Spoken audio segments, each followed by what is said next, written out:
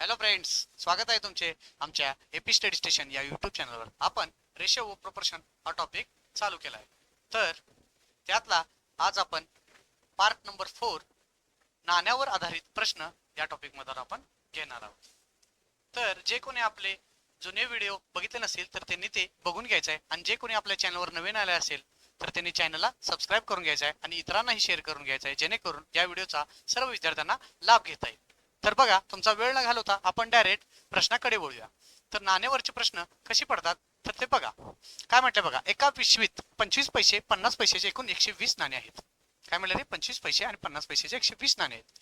जर पिशवीतील एकूण रक्कम 50 रुपये असेल तर 25 पैशाचे नाण्याची संख्या किती, असा प्रश्न आपल्याला विचारलाय. 25 पैसे आणि दुसरीकडे काय दिले रे, 50 पैसे. बरोबर. 25 पैसे म्हणजे रुपयात कन्वर्ट करायला काय करायला लागणार रे, 25 भागिले 100.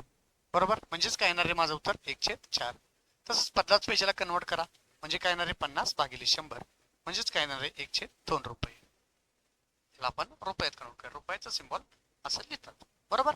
असं रुपयामध्ये कन्वर्ट केलं आपण. मग आपण काय म्हटलंय, आपल्याला 25 पैशाची किंमत काढायची आहे. मग समजा आपल्या 25 पैशाची एक्स या टोटल नाणे आहेत. मग टोटल नाणे किती आहेत, 120 आहे. मग 50 पैसे किती असणार रे, 120 वजा एक्स नाणे असतील. बरोबर. टोटल नाणी तर 120 आहेत, म्हणून हे जे एक्स असतील तर यात 120 वजा एक्स असेल. मग काय दिले रे, टोटल रक्कम त्यांनी 50 रुपये दिले. म्हणजे काय म्हटले, 1/4 एक्स कॉइन्स अधिक 1/2 120 वजा एक्स कॉइन्स यांची बेरीज बरोबर 50 रुपये यायला पाहिजे, असं त्यांनी दिले. मग काय येणार आहे, डायरेक्टरला लिहून घ्या, x/4. इथं छेद समान करून घेण्यासाठी काय करायला लागणार, मला याला गुणिले 2 करा आणि याला पण गुणिले 2 करा, म्हणजे छेद माझा 4 समान होईल. मग याला आपण टोटल असं लिहून घेऊया. मग काय येणार आहे, अधिक 120 वजा 2x. इथं आपल्याला गुणिले 2 करायला तर राहिले बघा, इथं आपण गुणिले 2 करून घेऊया. 120 इथं नाही, इथं किती येणार रे बाबला, 200, कारण 2 ने गुणले केले आपण, म्हणून इथं किती येणार आहे, 240 वजा 2x बरोबर 50. बरोबर. इथपर्यंत सर्वांना कळाले. मग याच्या पुढे काय येणार रे,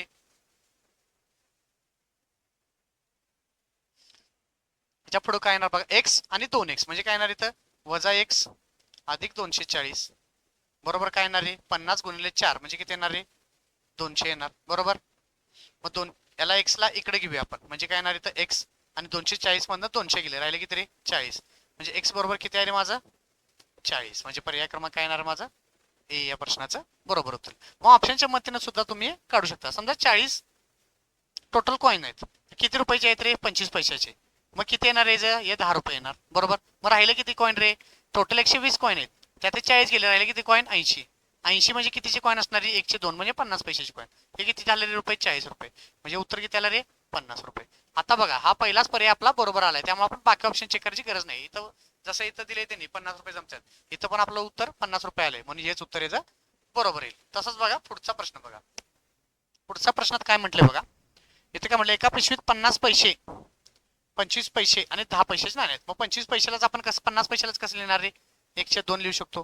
25 पैशालाच किती लिहिणार रे, 1/4 लिहिणार. आणि 10 पैशाला किती लिहिणार रे, आपण 1/10 लिहिणार. तसं मागील प्रश्नामध्ये सांगितले तसंच हे लिहून घ्यायचं आहे. परंतु इथे त्यांनी नाणे ऑलरेडी दिलेले आहेत. तर हे किती आहेत रे नाणे, इथे किती आहेत, 16x दिल्यात, अधिक इथं नाणे किती आहेत रे, 8x दिल्यात, अधिक इथं नाणे किती दिल्यात रे, 20x दिल्यात. बरोबर. तर यांची रक्कम या प्रमाणात आहेत. तर यांची रक्कम टोटल 384 रुपये असेल, असं म्हटलं त्यांनी. किती होते रे यांची रक्कम, 384 रुपये होते. तर आपल्याला किती म्हटले त्यांनी, 10 पैशाच्या नाण्याची संख्या आपल्याला शोधायची आहे. मग कसं काढणार आहे, आता या 2 ने ह्याला भाग घालवा, किती येणार इथं, 8 येणार. ह्याने ह्याला भाग घालवा, किती येणार इथं, 2 येणार. ह्याने ह्याला भाग घालवा, किती येणार इथं, 2 येणार. बरोबर. मग राहिलं किती रे वरती, 8x अधिक 2x अधिक 2x बरोबर किती आलं रे, 384 आलं. बरोबर. इथंपर्यंत सर्वांना कळाले. मग पुढे काय येणार रे, यांची बेरीज करा, 8 आणि 2 10 आणि 2 12x. 12x बरोबर किती आलं रे, 384 आलं. मग x बरोबर काय येणार रे, 384 भागिले 12 म्हणजे उत्तर किती येणार रे, 12 त्रिक 36 बरोबर. राहिले 2, 12 दुनी 24, 12 दुनी 24 येणार. 36 झाला आणि इथे किती येणार, 12 दुनी 24 म्हणजे 32 x ची व्हॅल्यू आली. मग आपल्याला 10 पैशाचे किती कॉइन आहेत रे, 10 पैशाचे आपले 20 कॉइन आहेत.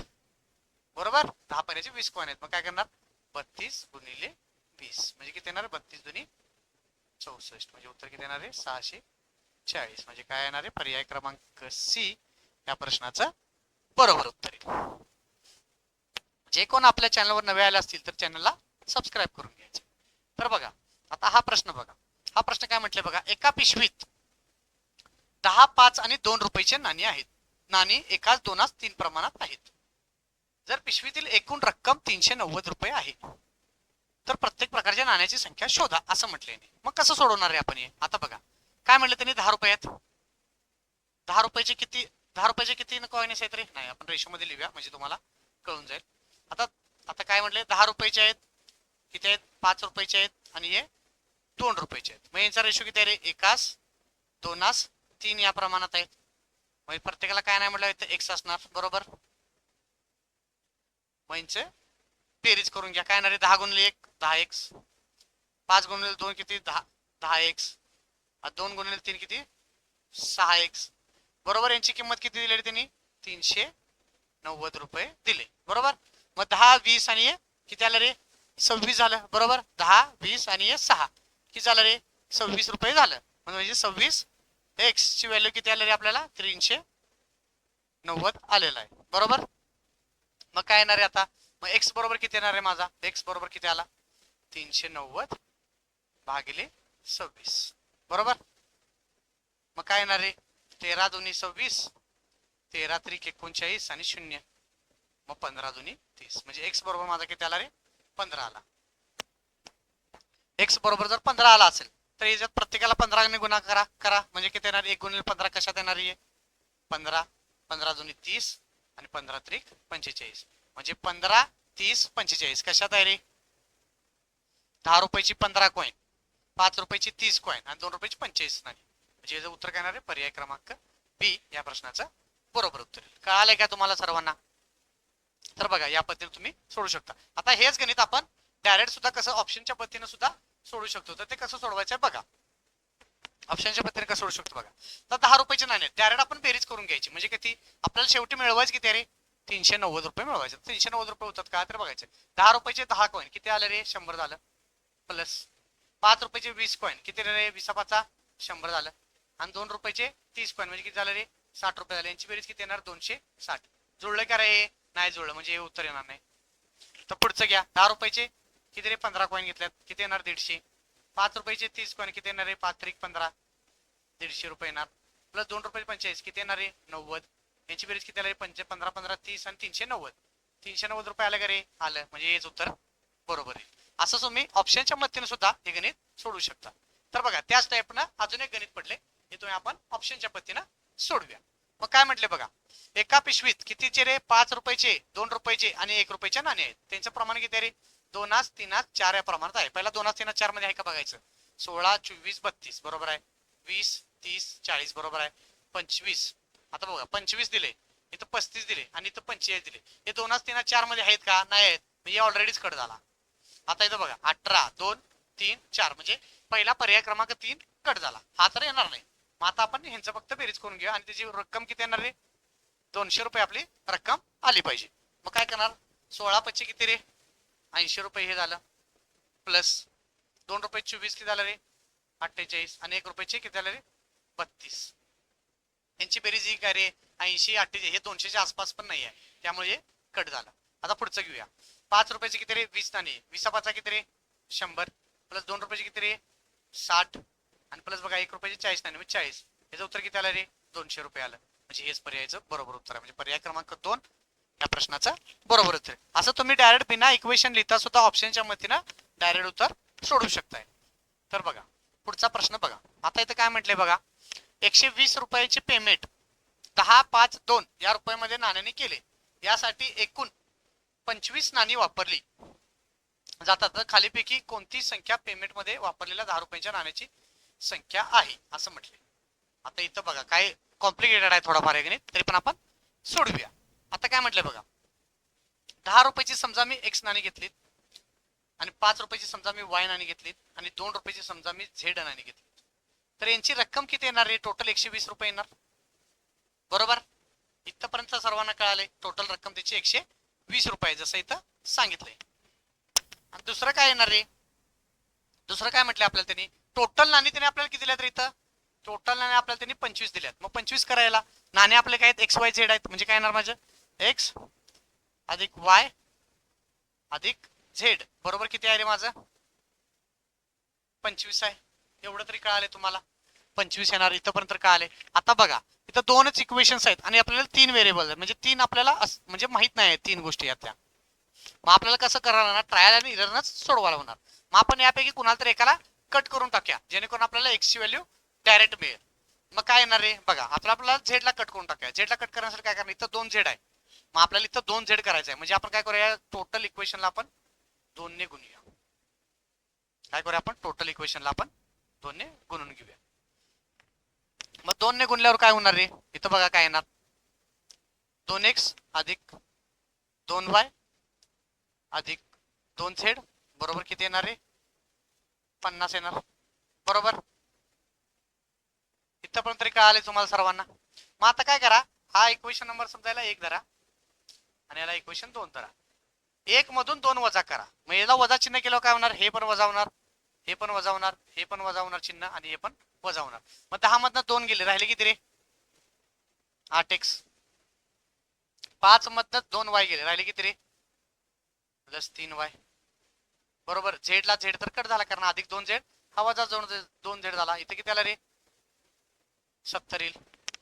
बरोबर इथंपर्यंत तरी झालं.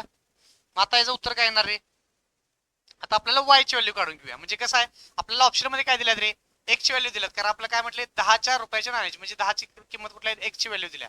मग आपण y च्या रूपात आपल्याला x च्या कन्वर्ट करून घेऊया. मग काय येणार रे 3y बरोबर 70 वजा 8x बरोबर.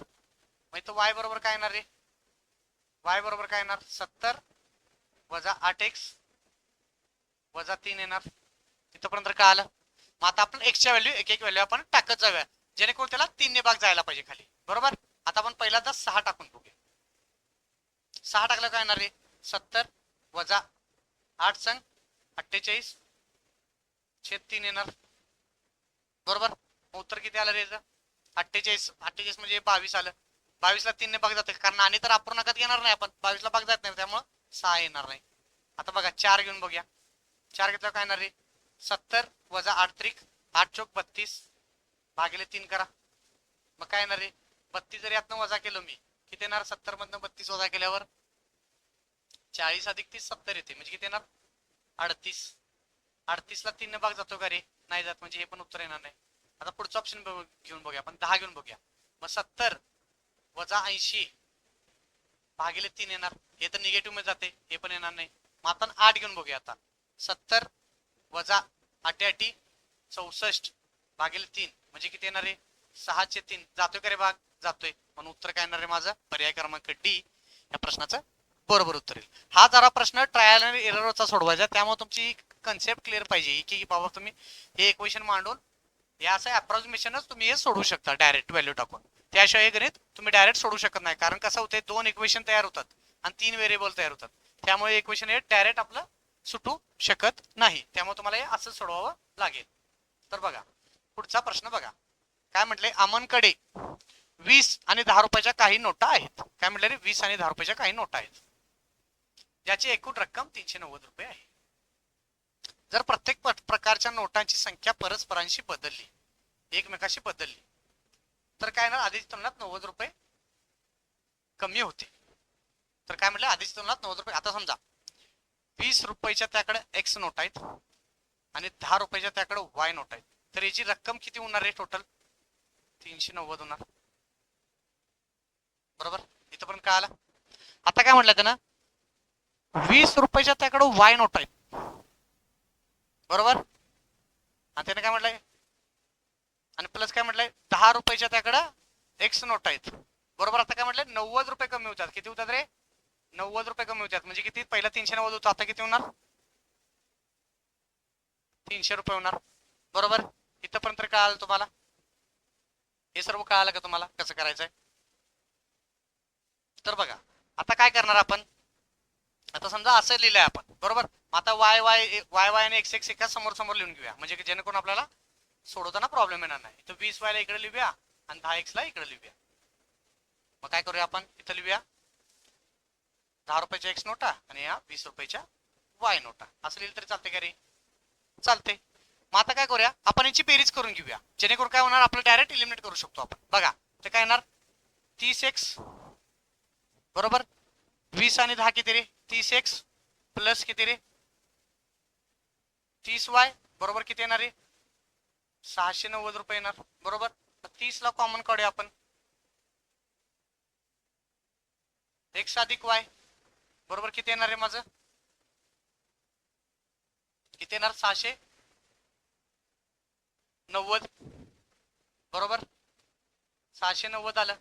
मग 600 म्हणजे x अधिक y किती आलं रे माझं, शून्याला हा शून्य कट झाला, 3 दुनी आणि 3 त्रिक म्हणजे x अधिक y माझं किती आहे रे, 23 नोटा आहेत माझ्याकडे बरोबर. x अधिक y 23 नोटा आहेत. मग काय म्हणले, सुरुवातीला 20 रुपयाच्या नोटा संख्या शोधायची आपल्याला बरोबर. x अधिक y आपल्याकडे टोटल किती आहेत रे, 23 नोटा आहेत. मग 20 रुपयाच्या x नोटा आहेत माझ्याकडे सुरुवातीला, आणि त्याची बेरीज आपली 390 व्हायला पाहिजे. मग आता ऑप्शन टाकून घेऊया आपण डायरेक्ट. आता बघा इथं डायरेक्ट तुम्ही जर इक्वेशन सोडवला तरी पण उत्तर याचं येऊन जाईल, परंतु आपण डायरेक्ट इक्वेशन सोडण्यापेक्षा असं सोडवून घेऊया जेणेकरून आपल्याला सोपं पडेल. मग काय करूया, आता बघा x अधिक y आपण धरलं. आता बघा x ला किती 20 रुपयाची नोट आहेत. आता समज आपण 16 धरूया, 16 दोन किती रे 320 आलं बरोबर. आणि 16 झाले टोटल 23 आहेत, म्हणजे किती राहिले रे 7 झाले. मग 7 गुणिले 10 म्हणजे 70 झालं बरोबर. म्हणजे किती आलं रे रुपये, 390 आलं का रे, आलं. म्हणजे पर्याय क्रमांक 1 या प्रश्नाचं बरोबर उत्तर येईल, कारण 390 रुपये आहेत सुरुवातीला, म्हणून आपण 390 आलं. आता बघा दुसरं 12 घेऊन तुम्हाला दाखवतो बघा.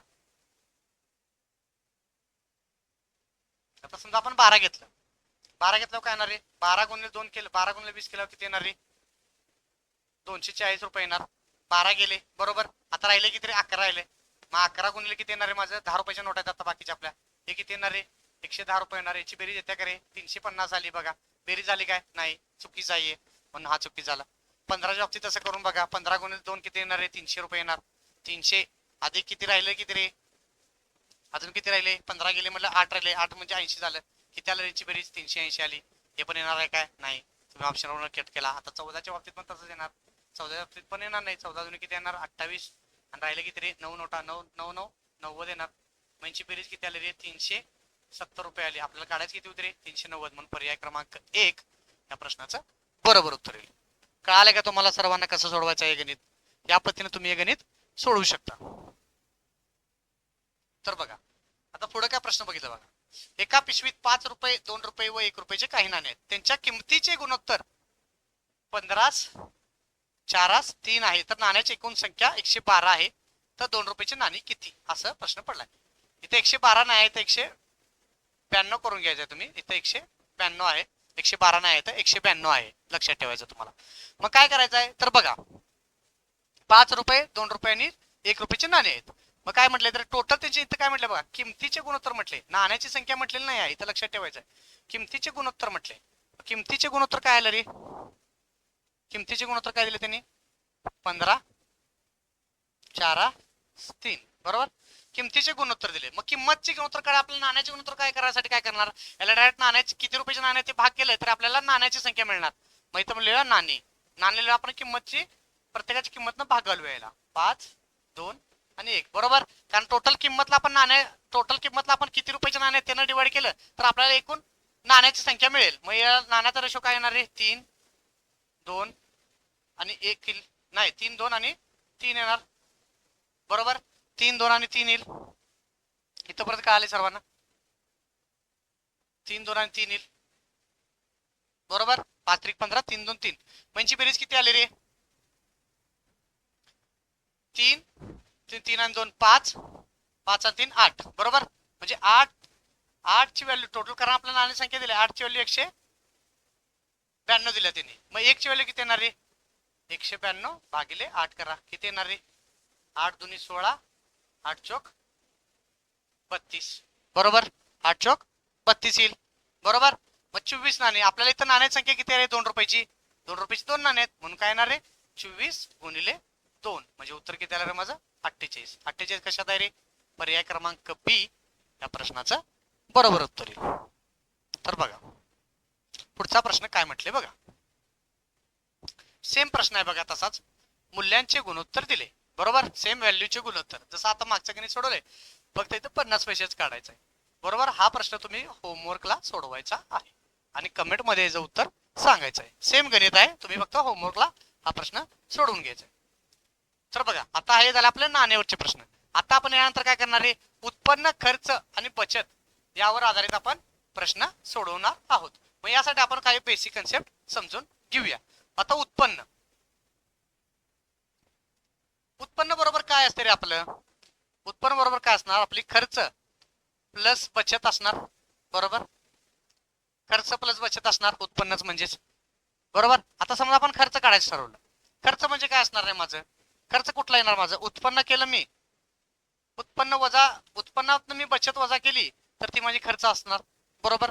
आता सेम बचतला धरलं, बचत म्हणजे काय असणार रे माझं, उत्पन्न असणार टोटल, म्हणजे जे काय रक्कम असेल ती, त्यातनं मी समजा खर्च वजा केला तर माझी बचत राहणार, बरोबर.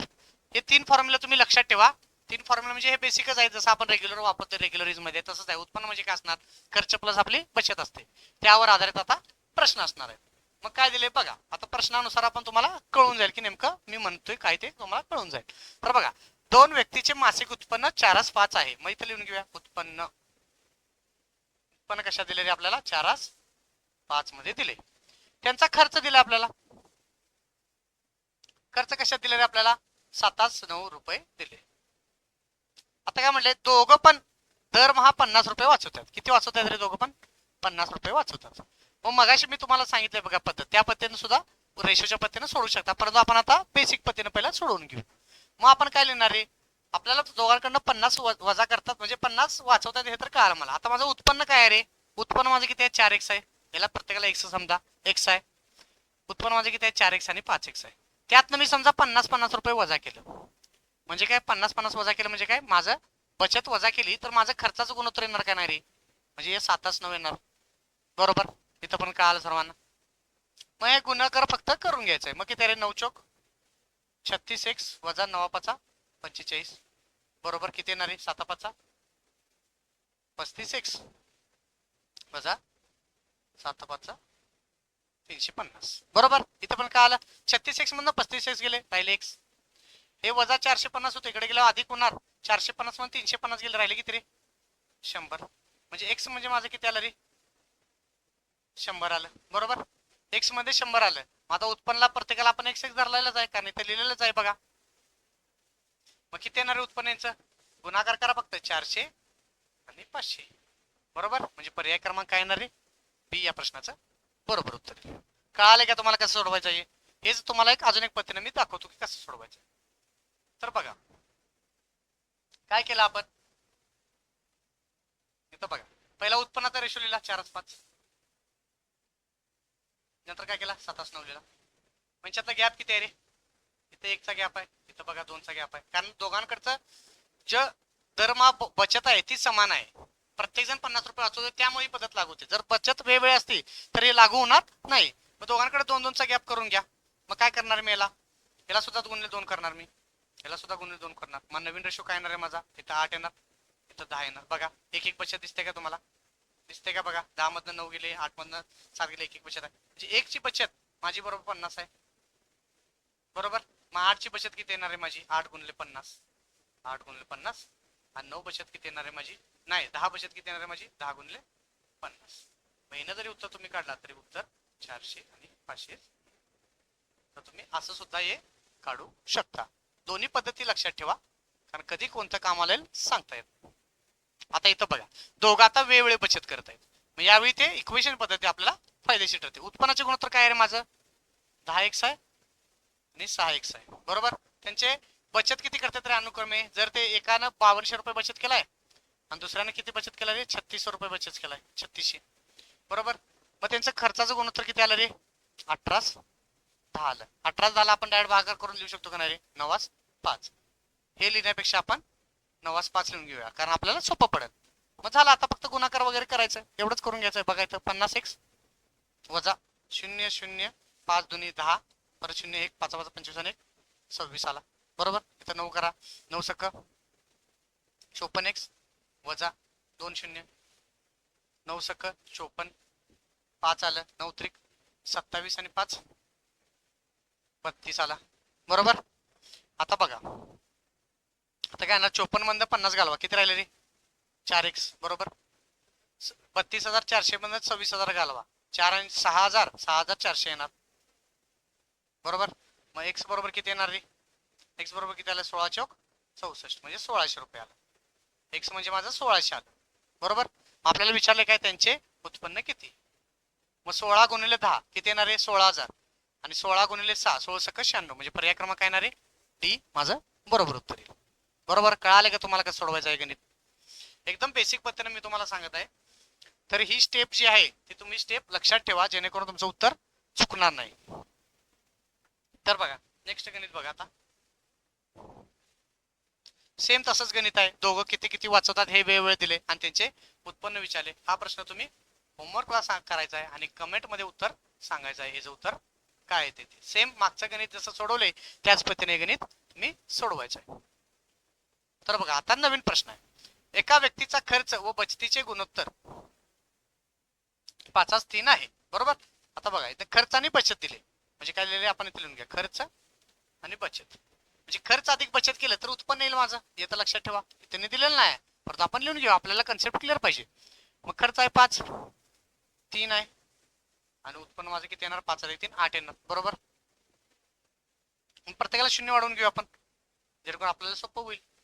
बरोबर. इथं पण बघा, एका व्यक्तीचा खर्च व बचतीचे गुणोत्तर 5:3 आहे. जर जर त्याचे उत्पन्न 20% वाढले, काय म्हटलं त्याने बघा, उत्पन्न 20% वाढले. उत्पन्न 20% वाढले म्हणजे किती रे? 80 चे 120% काढा, किती येते रे? 80 चे 20% किती येणार? 80 चे 20% किती येणार रे? 20 100, म्हणजे किती येणार रे? 16 वाढणार. बरोबर. म्हणजे 20% वाढले म्हणजे किती येणार रे? आता 96 येणार. बरोबर. आणि खर्च 10% वाढला. खर्च 10% वाढल्यावर किती येणार? पहिला 50 होता, 50 10% किती रे? 5 येणार. म्हणजे खर्च किती झाला रे माझा? आता 55 झाला खर्च. बरोबर. मग माझी बचत किती वाढणार असं त्यांनी दिले. बरोबर. 36 आपलं 96 मधनं 55 गेले, किती राहिले रे? 96 मधनं 55, 55 अधिक 40 95 अधिक 1 41. बरोबर. 96 41 झालं, म्हणजे किती झालं रे? 30चं माझं किती झालं रे? 41 झालं, म्हणजे किती झालं? वाढलं किती रे माझं? वाढलं किती रे माझं? थांबा 1 मिनिट. वाढलं किती? 11 वाढले. कशावर? 30 वर. गुणले काय येणार रे? 100 येणार. बरोबर. याला हे घालवा, म्हणजे किती आला रे? 110/3, म्हणजे उत्तर किती येणार आहे? 3 त्रिक 9, राहिले 2 0. बरोबर. 3 चक्क म्हणजे 36 पॉईंट उत्तर येणार, म्हणजे पर्याय क्रमांक बी माझं बरोबर उत्तर येईल. कळालं का तुम्हाला कसं सोडवायचं आहे गणित? बरोबर आहे काय? कळालं का तुम्हाला? तर बघा, ज्यांना कोणाला व्हिडिओ आपला आवडत असेल तर त्यांनी व्हिडिओला लाईक करून घ्यायचा आहे आणि चॅनलला सबस्क्राईब करून घ्यायचा आहे. तर बघा पुढचा प्रश्न बघा. एका व्यक्तीचा खर्च आणि बचत यांचे गुणोत्तर 4:3 आहे. आता बघा काय म्हटलंय, खर्च आणि बचत दिले. खर्च किती आहे? 4 आहे. बचत माझी 3 आहे, म्हणजे उत्पन्न माझं किती असणार आहे? 7 असणार. कारण बघा खर्च अधिक बचतच उत्पन्न असते. बरोबर. आता प्रत्येकाला आपलं पुढे काय दिले बघा, त्यांचे आता बघा त्यांची बचत तिथे काय म्हटले बघा, त्यांची बचत ही त्यांच्या उत्पन्नाच्या एकाच 5 पटीने वाढते असं म्हटले. बरोबर. त्यांची बचत. बरोबर. म्हणजे आता आपल्याला सरळ 4चा रेशो काढण्यापेक्षा आपण 40 30 आणि 70 लिहून घेऊया. बरोबर. आता काय म्हटलंय बघा, काय म्हटलंय? त्याची बचत उत्पन्नाच्या एकाच 5 पटीने वाढते. उत्पन्नाच्या एकाच 5 पटीने, म्हणजे उत्पन्न किती आहे? 70 आहे. 70च्या एकाच 5 पटीने किती वाढणार आहे? 70च्या एकाच 5 किती येणार आहे? 14×5 = 70 येणार. म्हणजे वाढ किती झाली रे माझी बचतीची? +14ची वाढ झाली माझी. बरोबर. म्हणजे आता टोटल किती झालं रे माझी? 44 झालं. उत्पन्न माझं 70च राहिले आता, त्याने कारण दिलं इथं बघा, आणि उत्पन्न तेवढेच राहिले. तर त्याचा खर्च व बचतीचे नवीन गुणोत्तर काय असं म्हटलंय. 70 मधनं आता 44 गेले, म्हणजे आपला खर्च येणार. बरोबर. किती राहणार आहे? 26 राहणार. बरोबर. यांचं गुणोत्तर काढून घ्या. 13/22 झालं. हे त्याने विचारले. 13:22 म्हणजे काय येणार? पर्याय क्रमांक सी या प्रश्नाचं बरोबर उत्तर येईल. तर बघा पुढचं काय म्हटलंय बघा प्रश्न. ए चे उत्पन्न हे बी च्या उत्पन्नाच्या 2/3 आहे. म्हणजे काय म्हटलं, ए चं उत्पन्न हे बी च्या उत्पन्नाच्या 2/3 आहे. बरोबर. म्हणजेच काय येणार आहे माझं, ए अपॉन बी काय येणार, उत्पन्न 2/3 येणार. इथपर्यंत कळालं. आता काय करणार बघा, पुढे काय म्हटलंय, हे माझं उत्पन्न आहे, त्याला आपण उत्पन्न आहे. बरोबर. आता काय म्हटलंय बघा, ए चा खर्च बी च्या खर्चाचा 3/4 आहे. ए चा खर्च 3/4 ऑफ बी चा खर्च आहे. बरोबर. म्हणजे काय येणार आहे, ए छेद बी काय येणार माझा 3/4 येणार. हा झाला काय ते माझा काय आला रे खर्चाला. इथं पण कळालं सर्वांना कसं सोडवलंय. आता काय म्हटलंय बघा पुढचे, जर बी च्या उत्पन्नाच्या 1/3 भाग ए च्या खर्चाच्या बरोबर असेल असं म्हटलंय. आपण पहिला लिहून घेऊ उत्पन्नाचा रेशो काय आला रे माझा, ए आणि बी चा 2/3. त्यानंतर खर्च याचा रेशो काय आला रे माझा 3/4 लिहून घ्या. आता उत्पन्न आहे त्याला x लिहून घ्या, खर्च आहे त्याला y लिहून घ्या. बरोबर. इथं पण सर्वांना कळाले काय केलंय आपण ते. आता बघा पुढे काय म्हटले बघा, हे सर्व झालं खर्च वगैरे. आता काय म्हटलंय पुढचं वाक्य, बी च्या उत्पन्न, जर बी च्या उत्पन्नाच्या 1/3 भाग, बी चा उत्पन्न किती आहे रे 3x आहे, 3x च्या 1/3 भाग हा बरोबर काय, ए च्या खर्चाच्या बरोबर आहे. ए चा खर्च किती असणार आहे रे 3y आहे, म्हणून हा 3y आहे. ए च्या खर्चाच्या बरोबर आहे 3y आहे. बरोबर. मग हा 3 ला हा 3 कट झाला, म्हणजे x बरोबर काय आला माझा 3y आला. म्हणून x आपण y काय आला माझा 3/1 आला. बरोबर.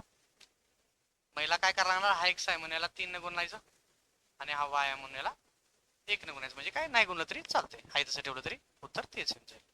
मला 3 ने गुणल्यावर याचं उत्तर काय येणार रे 3 दुनी 6, 6x. आता ती व्हॅल्यू x लिहायची गरज नाही, आता आपण फक्त 6 लिहू शकतो. 6 आणि 3 3 9. बरोबर. आणि हे 3 आणि हे 4 एवढंच राहील. इथपर्यंत काय आलं तुम्हाला, काय आलं ते. मग आता डायरेक्ट बघा, उत्पन्न मधनं मी जर खर्च वजा केला तर माझी राहणार काय रे बचत राहणार. आता इथं वाय वाय राहणार नाही, तर वाय वाय कट होणार, कारण इथं डायरेक्ट आपण 1 न गुणलं याला. बरोबर. आपण डायरेक्टला 1 न गुणलंय, त्यामुळे इथं वाय हा राहणार नाही. मग इथं डायरेक्ट काय लिहिणार आपण आला 3 आणि हा 4 राहिला. बरोबर. हा राहिला 3 आणि हा राहिला 4. मग बचतीचे गुणोत्तर काय येणार आहे माझं, 6 मधून 3 गेले 3 आणि 9 मधून 4 गेले राहिले 5. म्हणजे बचतीचे गुणोत्तर काय येणार माझं 3/5. कळाले का सर्वांना. पर्याय क्रमांक बी या प्रश्नाचं बरोबर उत्तर आहे. फक्त हे जे स्टेटमेंट लिहिले, जर बी च्या उत्पन्नाच्या 1/3 भाग ए च्या खर्चाच्या बरोबर आहे, त्यावेळी तुम्हाला ही जी स्टेप लिहिली मी, ही स्टेप तुम्हाला कळाली की तुम्ही डायरेक्ट याचं उत्तर मांडू शकताय. तर बघा पुढचा प्रश्न बघा, हा जरा प्रश्न जरा टफ आहे तरी पण आपण सोडवून घ्यायचा आहे. तर काय म्हटलं बघा,